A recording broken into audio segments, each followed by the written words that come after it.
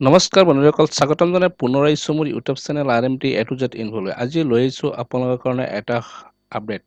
আজিৰ আপডেট হৈছে ইতিমধ্যে গম পাইছে যে চৰকাৰে আপোনাৰ বহুতকেইটা আঁচনিৰ ধন মুকলি কৰিছে। বৃদ্ধ পেঞ্চন, বিধৱা পেঞ্চন, অৰুণোদয় আঁচনি তেনেকৈ বহুতকেইটা ধন মুকলি কৰিছে। বন্ধুসকল সেই ধন কোনে কোনে লাভ কৰিছে আৰু কোনে কোনে লাভ কৰা নাই বা কিহৰ বাবে লাভ কৰা নাই মই এই ভিডিঅ'ত সবিয়াই দেখাই যাম। আপোনালোকে মোৰ ভিডিঅ'টো অলপ স্কিপ নকৰি শেষলৈকে চাই থাকক। তো দেৰি নকৰি মোৰ ভিডিঅ'টো আৰম্ভ কৰিছোঁ। আপোনালোকে পোনপ্ৰথমে চাই লওক যে কি আঁচনি ধন মুকলি কৰিছে চৰকাৰে। ইয়াতে চাওক আপোনাৰ দিছে আঠজনৰ কাষত অসম চৰকাৰ প্ৰগতিৰ দিশত ৰাজ্য আমাৰ 10 তাৰিখ পেঞ্চন আৰু অৰুণোদয়ৰ দিন। প্ৰতি মাহৰ 10 তাৰিখে হিতাধিকাৰী একাউণ্টলৈ প্ৰাপ্য ধন। আঁচনিসমূহ চাওক। নম্বৰ 1 হৈছে অৰুণোদয়, নম্বৰ 2 হৈছে শ্বহীদ কোঁৱৰ কোঁৱৰ বৃদ্ধ পেঞ্চন, নম্বৰ 3 হৈছে ৰাষ্ট্ৰীয় দিব্যাংগ বিধৱা আৰু বৃদ্ধ পেঞ্চন আঁচনি। ইয়াতে চাওক দিছে যে মুঠ হিতাধিকাৰী হৈছে যে 40,48,913 গৰাকী। প্ৰতিমাহে ধন আদায় 315.57 কোটি টকা। এটা চাওক লিখিছে আকৌ ইন্দিৰা মেৰী সাৰ্বজনীন বিধৱা পেঞ্চন আৰু দীনদয়াল দিব্যাংগজন সাহায্য আঁচনি এতিয়াৰ পৰা অৰুণোদয় আঁচনি অন্তৰ্ভুক্ত কৰা হৈছে। এইফালে ছাইডত চাওক প্ৰতি মাহৰ 10 তাৰিখে হৈছে পেঞ্চন আৰু অৰুণোদয়ৰ দিন। এই দিনটোত হিতাধিকাৰীসকলে বেংক একাউণ্ট যোগে লাভ কৰি আহিছে অৰুণোদয়, শ্বহীদ কোঁৱৰ কোঁৱৰ বৃদ্ধ পেঞ্চন, ইন্দিৰা মেৰী সাৰ্বজনীন বিধৱা পেঞ্চন, দীনদয়াল দিব্যাংগজন সাহায্য আঁচনি আৰু ৰাষ্ট্ৰীয় দিব্যাংগ বৃদ্ধ আৰু পেঞ্চন আঁচনিৰ ধন।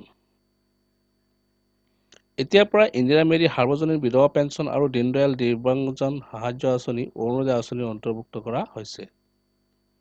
বন্ধুসকল আপোনালোকে চাব পাৰিছে এইখিনিত প্ৰতি মাহৰ 10 তাৰিখে আপোনাৰ চৰকাৰে ডাইৰেক্ট আপোনালোকৰ নিজৰ বেংক একাউণ্টত পইচাখিনি ট্ৰান্সফাৰ কৰি দিয়ে।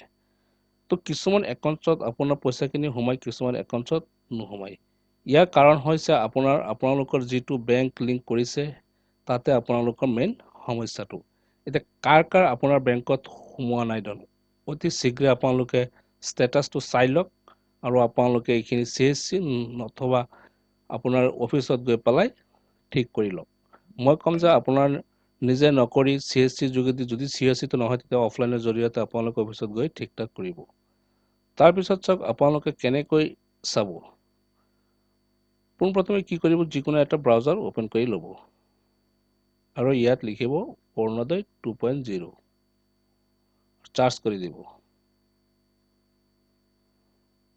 লগে লগে চাওক এনেকুৱাকৈ এটা আপোনাৰ নতুন ইণ্টাৰফেচ খোল খাই আহিব আপোনালোকৰ আগত। এতিয়া লিখা আছে চাওক অৰুণোদয় আছাম অৰুণোদয় স্কিম, বহুতকেইটা অপশ্যন আহিব। আপোনালোকে এইখিনি চাব নালাগে। আপোনালোকে ডাইৰেক্ট কি কৰিব,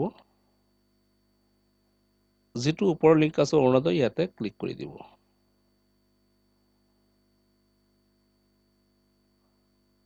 লগে লগে চাওক এনেকুৱাকৈ আৰু এটা নতুন ইণ্টাৰফেচ খোল খাই যাব।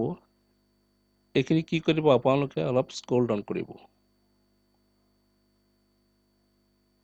ইয়াতে চাওক দিয়া আছে view status, raise a complaint, submit grievance, view beneficiary status. ইয়াতে আপোনাৰ টোটেল 4টা অপশ্যন দিছে। নম্বৰ 1 ভিউ ষ্টেটাছত আপোনালোকে চাব পাৰিব। ভিউ ষ্টেটাছত ক্লিক কৰি দিব।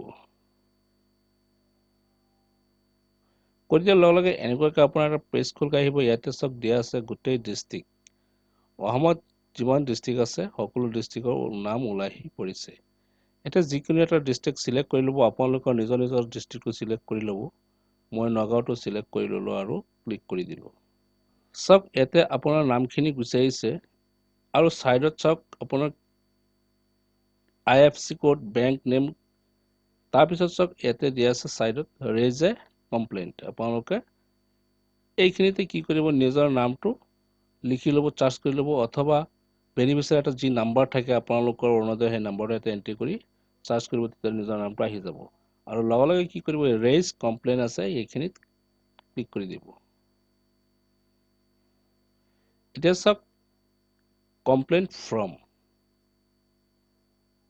ইয়াতে আপোনাৰ নিজৰ নামটো ফিল কৰিব, এণ্টাৰ ইয়ৰ নেম, মোবাইল নম্বৰটো ইয়াতে ফিল কৰিব। তাৰপিছত ইয়াৰ পৰা যিকোনো আপোনাৰ নিজৰ ডিষ্ট্ৰিক্টটো চিলেক্ট কৰি ল'ব। তাৰপিছত ইয়াতে চাওক ইমেইল, ইমেইল এড্ৰেছটো ইয়াত ভৰাই দিব। ইয়াত দিছে এড্ৰেছ মেক্সিমাম 300 কেৰেক্টাৰ্ছ। আপোনাৰ এই এড্ৰেছখিনি ইয়াতে ফিল কৰি দিব। তাৰপিছত ইয়াতে পিনক'ডটো বহাই দিব। দি পেলাই আপোনালোকে কি কৰিব, ছাবমিট কৰি দিব।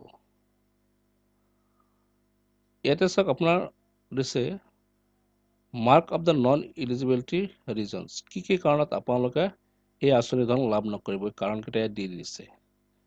1 পৰা 14 লৈকে আপোনালোকে পঢ়ি ল'ব। ইয়াতে দিছে যে application is not permanent resident of Assam. যিসকল ব্যক্তি অসমৰ বাসিন্দা নহয় তেওঁসকলে আপোনালোকে লাভ নকৰিব। তাৰপিছত চাওক the application presently not resident Assam, যে যিসকল আপোনাৰ আবেদনকাৰী বৰ্তমান অসমত নাই তেওঁলোকেও লাভ নকৰিব এই ধন। এনেকৈ আপোনাৰ বহুতকেইটা অপশ্যন দি দিছে। চাওক তাক composite household income of the applicant is more than 2 lakhs per annum. আপোনাৰ যিটো বছৰিকে আপোনাৰ 2 লাখৰ ওপৰত ইনকাম আছে তেখেতলোকে আপোনাৰ এই আঁচনি ধন লাভ নকৰিব। এনেকৈ আপোনাৰ এই ৰিজনকেইটা দিয়া আছে। এনেকৈ আপোনালোকে চাব পাৰিব। তাৰপিছত আকৌ গ' বেকত যাব, আকৌ গ' বেক যাব, গ' হোম যাব। তাৰপিছত চাওক ইয়াতে দিয়া আছে ভিউ বেনিফিচিয়াৰী ষ্টেটাছ। আপোনালোকৰ নিজৰ ষ্টেটাছটো ইয়াতে চাব পাৰিব। ইয়াতে ক্লিক কৰি দিব। লগে লগে এনেকুৱাকৈ আপোনাৰ এটা পেজ খোল খাই আহিব। ইয়াতে চাওক চিলেক্ট ডিষ্ট্ৰিক্ট, ইয়াতে ডিষ্ট্ৰিক্টটো চিলেক্ট কৰিব আপোনাৰ নিজৰ। তাৰপিছত চাওক ইয়াতে আছে enter the 7 digit of the beneficiary's number. আপোনালোকৰ যিটো অৰুণোদয়ৰ 7টা ডিজিট সংখ্যা ইয়াতে বহাই দিব আৰু চাৰ্চ কৰিব। যিহেতু মোৰ হাতত আপোনাৰ তেনেকুৱা নম্বৰ নাই, মই বহাব পৰা নাই আৰু দেখাব পৰা নাই। চাৰ্চ কৰি দিয়াৰ লগে লগে আপোনালোকৰ গোটেই যিটো ডিটেইলছ আছে ডিটেইলছত আহি যাব। আৰু কিহৰ কাৰণে আপোনালোকে পইচাটো লাভ কৰা নাই সেই সমস্যাটোৱে আপোনালোকে ইয়াতে চাব পাৰিব। বন্ধুসকল, আজিলৈ ইমানেই আছিলে। যদি ভিডিঅ'টো ভাল লাগিছে তেতিয়াহ'লে এটা লাইক কৰি দিব আৰু শ্বেয়াৰ কৰি দিব। ইয়াতে এটা সৰু ৰিকুৱেষ্ট, যিসকল নতুন বন্ধু বান্ধৱী মোৰ চেনেলত, তেওঁলোকে মোৰ চেনেলটো যাতে ছাবস্ক্ৰাইব কৰি দিয়ে আৰু কাষত থকা বেল আইকনটো প্ৰেছ কৰি দিয়ে, যাতে এনেকুৱা হেল্পফুল ভিডিঅ' পোনপ্ৰথমে লাভ কৰে।